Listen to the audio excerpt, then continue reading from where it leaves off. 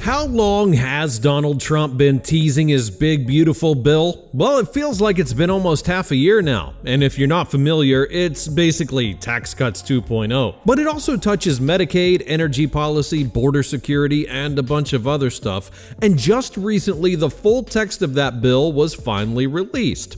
It's over 1,000 pages, and let's be honest, Trump's administration knows nobody's gonna read it anyway, so what are we gonna do? Well, exactly. We're going through it cover to cover today. And here's the plan. I'm gonna feed the entire bill into ChatGPT, have it break down what's really inside, and spoiler alert, it is ugly. I'm also gonna ask it what it thinks about Elon Musk's recent criticism of the bill, whether it agrees with him, and what the real agenda behind this thing actually is. So stick around until the end to see the full picture. And as always, don't forget to subscribe to the channel if you haven't already. Hit that like button if you're enjoying this video, and feel free to share it if you find it helpful. Thanks a lot, and now let's get into it. Have you ever read the news and thought, wait, are we even talking about the same country? One side says freedom, the other says dictatorship, and somehow it's about the same story. That's why I started using Ground News, today's sponsor. Ground News is the only app and website I've found that actually shows how every side is covering the same event. No algorithm games, no echo chambers, just straight up side-by-side coverage. Take this one, Trump's tariffs reinstated by appeals court for now. Over 300 sources are reporting on it. Left-leaning outlets are saying the Trump administration lost a big ruling on tariffs, now it's trying to block it on appeal. Meanwhile, right-leaning sources are calling it a win, with headlines like Trump's sweeping global tariffs are back on after court win. And that's where Ground News stands out. It shows you every angle, the bias of each source, how trustworthy their reporting is, and even who owns them. On this one, 88% of the sources are rated highly factual.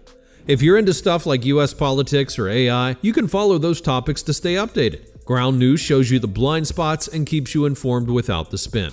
So here's the deal. Head to groundnews.com/AI or scan the QR code. You'll get 40% off the Unlimited Vantage plan, just $5 a month. The link's also in the description and the pinned comment, and the discount only works through that link. Big thanks to Ground News for supporting the channel, and now let's get back to the video. Alright, here we go. I'm uploading the full text of the bill and asking ChatGPT to be clear, straightforward, fully unbiased, to call things exactly as they are, no sugarcoating, no fluff, no spin. You know, nothing fancy, just the usual prompt. So let's get to it and have ChatGPT break down the entire document in detail with its own thoughts along the way, and here it is. Got it. Here's the full, honest, no-fluff breakdown of what this bill is actually trying to do, what matters most in it, and what I think about it. Straight talk, no spin, just calling things exactly as they are. Trump's big beautiful bill is a political showpiece. It's not just a policy move, it's a pitch. It's designed to look like a gift to working Americans on the surface, but once you open it up, it's a rebranded wish list for corporations, the wealthy, and hardcore conservatives who want to shrink the government down to nothing. It throws out a few threats, like tax breaks and a slightly larger child tax credit, just enough to keep regular folks distracted while it guts huge parts of the safety net. The tax cuts are front and center. That's the shiny part. Trump wants to keep his 2017 tax cuts alive and go even further. That means lower taxes on capital gains, no taxes on tips or overtime, and deductions for car loan interest, but only if it's an American-made car. That's not really about helping workers, it's about pumping up domestic auto sales while pretending to be pro-labor. Most working-class people don't even get close to enough deductions for this to really change their lives. It's window dressing. The real money goes to people who already have it. Corporate tax breaks are deep and sweeping, deregulation is baked in, environmental protections get slashed. The bill repeals a ton of Biden-era climate incentives, which were just starting to push clean energy forward. If this bill becomes law, solar and wind projects get kneecapped, and oil companies win again. It's the fossil fuel lobby's dream come true. Healthcare takes a hit. Medicaid is targeted hard, with new restrictions and cost-cutting that will force millions off coverage, especially in red states where governors already play games with Medicaid expansion. There are also changes to SNAP, food stamps, that tighten eligibility and cut benefits. That's cruel, plain and simple. People don't go on food stamps for fun. Cutting these programs to pay for tax breaks is just robbing the poor to reward the rich. The child tax credit boost is small, temporary, and doesn't apply to the lowest income families, the ones who actually need it the most. They've done this on purpose. It's structured in a way that excludes people who don't earn enough to pay taxes in the first place. So while the headline says, "We're helping families," the fine print says, "Unless you're poor." There's also a big focus on eliminating taxes on tips. Trump's been pushing it hard at rallies, claiming it's his way of thanking service workers. But this is political candy. It barely moves the needle for most tipped workers and does nothing to fix wage theft, low base pay, or the fact that many service workers live paycheck to paycheck. It's not real help, but it's not hurting anything either. Then there's the border money. Over $46 billion to restart Trump's border wall. And honestly, border security is already his win over the previous administration. But the wall itself, it's more symbol than solution. That money could fund thousands of teachers or help struggling hospitals. Instead, we're pouring it into steel and surveillance in the desert. Not because it works, but because it plays well on TV. The bill also strips power away from federal agencies. It takes regulatory power out of the hands of departments like the EPA, HHS, and the Education Department, and gives more control to Congress and even the president. That means fewer guardrails, fewer checks, more executive control. It's a quiet way to dismantle how government oversight works, and when those guardrails are gone, corruption becomes easier. No other way to put it. There are also massive giveaways to religious schools and conservative causes buried in the education and social policy sections. More vouchers, more tax credits for private schooling, and language that subtly weakens public school systems. It's all part of the long-term conservative plan to bleed public education dry. If you're a wealthy investor, this bill is a goldmine. If you're a billionaire donor, it's everything you hoped for. But if you're working class, you're getting scraps. And if you're poor, you're just getting hit. There's no other way to look at it. This bill isn't about solving real problems. It's about shaping a certain kind of country. Smaller government, weaker safety nets, more wealth at the top, and culture war victories sold as policy. It's performative politics wrapped in fiscal jargon. Bottom line, it's not a big, beautiful bill. It's a massive strategic redistribution of money and power upward, dressed up with just enough sugar to get people to swallow it. It helps the rich, kicks the poor, and hopes you're too distracted by the headlines to read what's actually inside. But now we've read it, all of it, and it's ugly.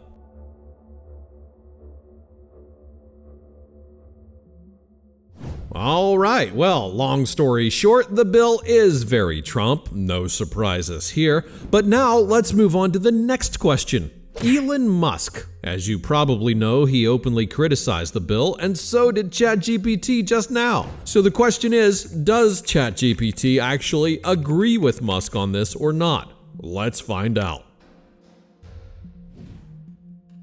Yeah, on this one, I do agree with Elon Musk, at least partly, and that says a lot, because Musk isn't exactly someone you'd expect to criticize a Republican bill. He's a billionaire, a capitalist, and he's been cozy with Trump in the past. So when even he says the bill is a mess, it's worth paying attention. Musk's main critique is that the bill blows up the deficit, props up failing industries, and pretends to be pro-business while actually just being politically motivated spending. And honestly, he's not wrong. You can't cut taxes across the board, slash revenue from things like tips and capital gains, boost military and border spending, and then also act like you're the party of fiscal responsibility. It doesn't add up. Musk sees it for what it is, a branding exercise that pushes the deficit higher while claiming to be America first. In reality, it's just selective spending for people Trump wants to please. Where I might differ from Musk is why that matters. Musk doesn't like government spending in general. He wants less regulation, less bureaucracy, more market freedom. But my problem with this bill isn't just the spending, it's where the money is going and who it's hurting. If you're cutting food aid and Medicaid to fund a wall and corporate breaks, that's not smart policy. That's cruelty with a budget line. So yeah, Musk is right to call it out, especially since he's seen as someone Trump used to align with. But this isn't just about math, it's about priorities, and the priorities in this bill are upside down.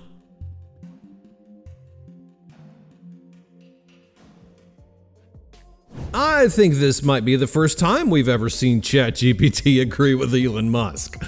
Alright, well, up next, I've got one final question. And yeah, some of you might think it sounds a little naive, but I still want to ask ChatGPT to get inside of Trump's head and explain why he's pushing everything in this bill when so much of it just doesn't work the way that it's supposed to. But before we move on, if you were thinking about giving this video a thumbs up, well, now's the perfect time to do that. And don't forget to subscribe to the channel if you haven't already. It really helps more people to find the video, and it makes it possible for me to keep posting new content every single week. Thanks so much, and now let's get to the final part.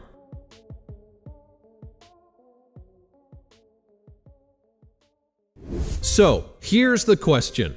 If that big beautiful bill is as ugly as ChatGPT says it is, then why is Trump still pushing it? I know that sounds like the kind of question that someone who doesn't know Trump at all would actually ask, but you know how it goes. Sometimes AI just says what we're all thinking, but in a way that actually makes it easier to follow. So, let's see what it has to say. Great question, and honestly, that's the heart of it. The reason this bill is the way it is comes down to three things: power, payback, and performance. Let me explain. First, power. This bill is about locking in long-term structural changes that tilt the system toward the wealthy, corporations, and loyal Republican power players.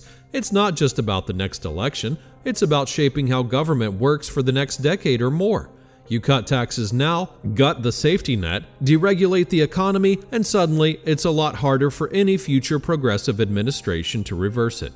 That's how you shift the baseline. Trump knows the next Democrat who comes in will be stuck trying to rebuild, while conservatives can just keep playing defense. Second, payback. Trump has always rewarded loyalty and punished enemies. This bill throws meat to the people and industries that backed him. Fossil fuels, big business, religious conservatives. They've stood by him, donated to him, rallied for him, defended him through indictments, impeachments, scandals. Now it's their turn to get what they came for. This bill slashes clean energy support, props up private schools, weakens regulation, and makes the rich even richer. That's not a coincidence. That's a return on investment. Third, and maybe most important, performance. Trump is a showman. He doesn't govern in the traditional sense. He performs. He sells emotion, not policy. This bill isn't written to solve problems. It's written to score points, get applause, trigger the libs, and create headlines. It's about making his supporters feel like he's fighting for them, even when the substance helps someone else entirely. Cutting taxes on tips doesn't fix anything, but it sounds great in a rally. Spending billions on a wall that doesn't work gives his base a symbol, something to chant about. This is politics as branding, not governance. And here's the blunt part. Trump doesn't care if the policy itself works. He cares if it works for him. If it cements his power, makes donors happy, gives him leverage, and feeds the MAGA narrative that he's a fighter against the system, that's the goal. Not whether some mom in Ohio can afford her insulin next month. That's not the metric. The metric is control, loyalty, and the story he gets to tell. So why is the bill like this? Because it's doing exactly what it's meant to do. Not fix America, but fortify Trump's world. That's the whole point.